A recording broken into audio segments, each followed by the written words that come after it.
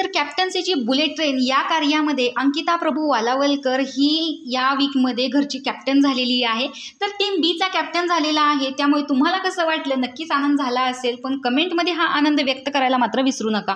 तर जान्हवी इकडे एकटीच बसून राहिलेली आहे, कारण तिच्या मनाच्या विरुद्ध झालेलं असतं, कारण तिने खूप प्रयत्न केलेले असतात वैभवला बसवण्यासाठी, पण योगिता बसते, त्यामुळे इकडे जान्हवीचा मूड ऑफ झालेला आहे। त्यामुळे तिचे सेलिब्रेशन करायला ते कॅप्टन्सी रूममध्ये जात नाहीत। इनफॅक्ट ते त्या टीमला जॉईन देखील होत नाहीयेत। आणि कॅप्टन्सीच्या दरम्यान आर्याला निक्कीने दुखापत पण केलेली आहे। ॲक्रेलिक जरी नखं असली तरी ती आर्याला लागलेली होती आणि त्यामुळेच ती रडत होती, पण निक्कीने तिची माफी देखील मागितलेली नाही। पण आता निक्की घाबरल्यामुळे कॅमेरासमोर प्रत्येक गोष्ट दाखवताना दिसते।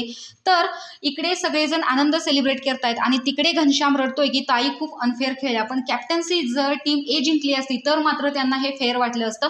प्रत्येक ग्रुपमध्ये असंच असतं। तर इकडे जान्हवी यांना सगळ्यांना ताई या खूप पार्शालिटीने खेळल्या असं यांचं मत आहे, पण यांनी धनंजयला उठवण्याचा जो प्रयत्न केला, जे की त्याने तिथं सीट पकडलेली होती, तरी सुद्धा यांनी धनंजयला पकडून दुसरीकडे ठेवलं आणि तरीही वैभव बसला असं सांगण्यात येत होतं, पण संचालक ताई असल्यामुळे त्यांनी फेअर डिसिजन दिलेला होता।